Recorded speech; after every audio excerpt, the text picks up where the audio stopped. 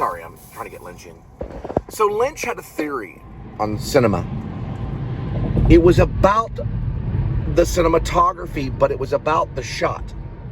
So they call it, when you're filming something, it's a shot. The camera had to be in a certain place. Everything had to be spiritually checked. Yes. He would wait for the energy. As he did this on Inland Empire. I saw it backstage. I saw it from other footage that they let me see. I'm part of the actor studio. I'm not a member. I just studied with the actor studio people. Bob Lavelle and James Lipton. James Lipton was basically the guy. He was the host of Inside the Actor Studio. He was also the dean of the New School of Social Research, where I went. I was an MFA student. David Lynch would wait for the energy in the room to be there. They would sit and wait. Listen, watch behind the scenes of Mulholland Drive. They wait. Now, he did it in secret. So he had some kind of anteria going on. They were adjusting the lights, but he waited for the energy to be right in the room. Now, there's other performers that believed in this stuff, a unified field. One of them had to be, his name was Barreau. He might have worked with Marcel Marceau. He might have. Barreau was a mime. He was a mime. And he worked in a movie called Children of Paradise. I have the screenplay. He was Barreau. He was like a sad clown. Okay. Baptiste. Right. So they believed that iron gave off energy. Everything gave off energy. So they would take these iron ores, they'd put it in their bathtub, not in water, but just in the bathtub, and they would lay it down and they would feel this energy come off of it. They felt that you could move the energy across the room and physically affect the audience, so that we were almost like underwater.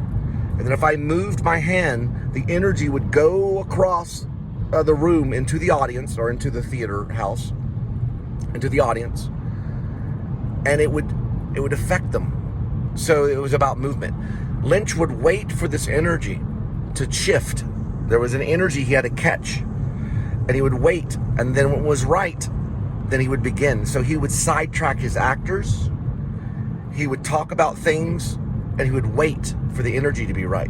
When the energy was right, then the camera had to be put up a certain way to capture it. This really went on. So he would drive the actors crazy if he told them what he was doing.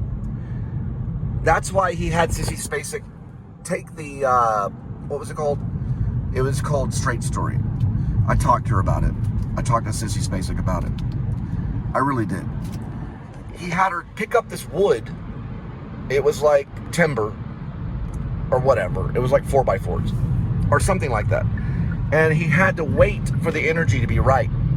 And so the shot would be done again and again. Not a whole lot, but he had to have her move a certain way so that energy could be captured. That's how he saw filmmaking. He didn't see it as something like a lot of filmmakers saw it. It was a spiritual connection, but it was also in the unified field, because he would go and meditate, and he would bring this energy to the script, and he'd bring that same energy to the actors who were like models. So they would be moved and they would be placed just so. And then he had them do their little acting thing that was fine. The clouds coming in. There's a cloud coming in. There's storm brewing. You would tell Isabella Rossellini on Blue Velvet. There's a storm brewing. It's getting dark here. Here comes the dark clouds.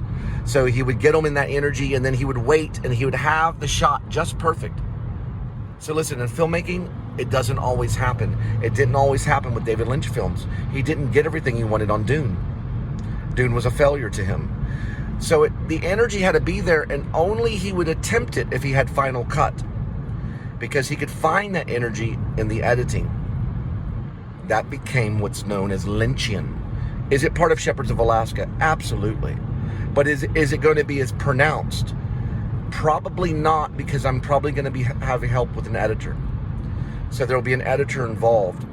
Thom Noble may be a consultant. He edited Red Dawn, and he also edited another movie called Witness with Harrison Ford. A very, very important film. Beautiful film about police corruption. So Thom Noble is an award-winning director that could possibly be a consultant on Shepherds of Alaska. Where does it all lie, Cole? Henry Winkler asked. There it goes. That was almost a bump. Henry Winkler asked me, and this is just spiritual. Where does it all lie? It lies in the editor. You can only capture it. The filmmaker can only capture. It's threefold. You have the actor, you have the filmmaker, okay, director's fine, and you have the editor, okay? They're all three different people.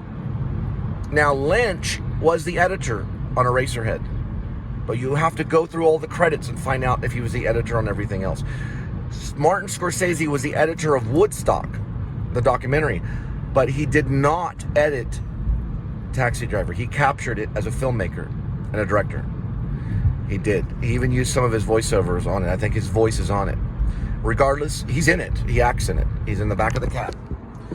Now, listen, the editor was Thelma Shoemaker for his other stuff, not for Taxi Driver, he didn't use Thelma for Taxi Driver.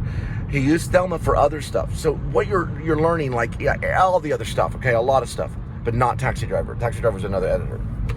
What you're learning something very important, that you can let go and do your job. I want to go back through a lot of David Lynch's films, and I want to check out the editors. I see. And I want to find out what they were doing. Editing is impossible. It is. It's impossible. Lynch would admit it. Martin Scorsese would admit it. The editing is impossible. Somehow it happens. We don't understand it. There's a language to editing, and we don't understand it.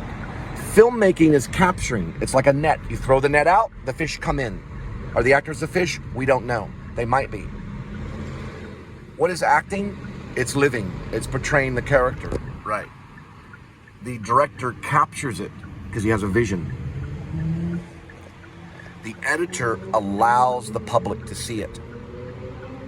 And he has the script right next to him as he's editing. The script is right there. So everything is scripted.